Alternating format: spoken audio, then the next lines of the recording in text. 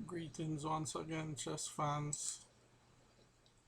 We'll be looking at some recent games played in the Genesis online tournament hosted by FM Shreya Smith, and I will be giving some analysis of those games that I played. Hope you enjoy it. I'm going to be using Arena Chess Engine. This was round one of our online tournament. Each player had roughly 10 minutes to make all their moves.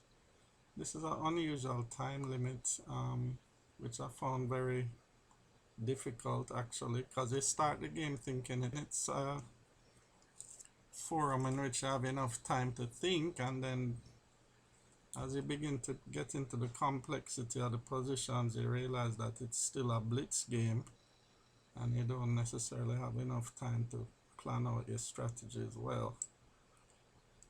So I'll be talking mainly from my point of view. I want to flip the board so that black is on the bottom part there. Okay. So he opened the game with e4, I responded with c5. I have a very wide opening repertoire. This is the Sicilian opening. And after knight f3 and d6 were played, he pushed d4, going for open Sicilian. After those exchanges, I played a knight to f6. He replied knight c3, and I went for g6, which characterizes the dragon variation of the Sicilian defense. He played a favorite move of Bobby Fischer, bishop to c4. I replied with bishop to g7.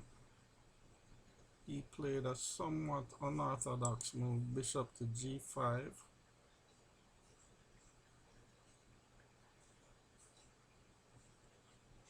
And I castled king side. He now played queen to d2, which oftentimes when you see the bishop and the queen on the same diagonal, it means that he's trying to play bishop to h6 to exchange the fianchetted bishop. In this case, I didn't like the looks of that, so I played my rook to e8. Now if he was to play bishop h6, I could step back to bishop h8. So I'm playing to prevent his exchanging of my black squared bishop. He played a good move, h4, threatening to push the pawn to h5, and then if I take with his knight, he might even sack his rook for the knight just to open up my king side. So at this juncture again, I play a sort of defensive move, h5, preventing his h5 push. He now castles queenside, which is quite common when you're trying to attack the Sicilian dragon formation. It's common for white to castle queenside and allow all his pieces to flood the king side. The opposite side castling makes the game tend to be, the games in this variation tend to be very sharp, double-edged. I played knight to c6, he quickly exchanged that knight, and I take with my pawn. He pushes f4, which I was not so familiar with this idea, but it seemed to me that it was creating a big hole on the g4 square, which I immediately decided to plant my knight in there, hoping that later on I'd be able to maybe utilize the square f2 to get in some sort of attack. He continued immediately trying to break open my king side with f5. And at this point I realize I'm in a lot of trouble because the pawn on f7 is actually pinned. So if he captures my g6 pawn, I wouldn't be able to recapture with my pawn, and I'd be under a severe attack. So I ended up taking off the F pawn with my G pawn, and he replied E take F5. I could have made the obvious recapture bishop take F5, and in this case the computer Ribka seems to believe that that's the best move. In the game I actually played queen to b6 instead, trying to create some tactics, but he saw those basic tactics and replied rook h to f1, and the rook there is also reinforcing his pawn, which is now quite advanced. I now played bishop to a6, and he quickly swapped off that bishop. I played a slight intermezzo move, rook a to b8, threatening a checkmate on b2, and he of course saw that and played b3, and then I took back my bishop. So I'm down just up, well, material is even.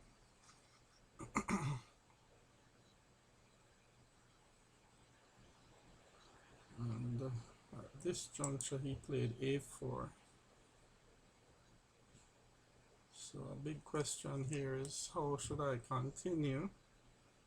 I decided to pressurize the knight on c3 and try to create some play on the dark squares with my queen in combination with my bishop. This didn't work out for me because after knight to e4 he's exchanging off the queen already, and after this sequence of exchanges I played bishop to e5. His rook came to d3, and I think at this juncture is where I needed to create some sort of plan of action, but instead I began to realize that the time limit was quite difficult because I was in a blitz situation now when the game was reaching its most complex part. I really didn't have much time to think anymore. Anyway, it seemed to me as if pushing my pawn to c4 might be a way of opening up his king side, so I played c5 and he played f6, which I should have probably prevented on the move earlier with maybe f6 myself. So let's look at that line instead. If instead of c5 I could have tried something like,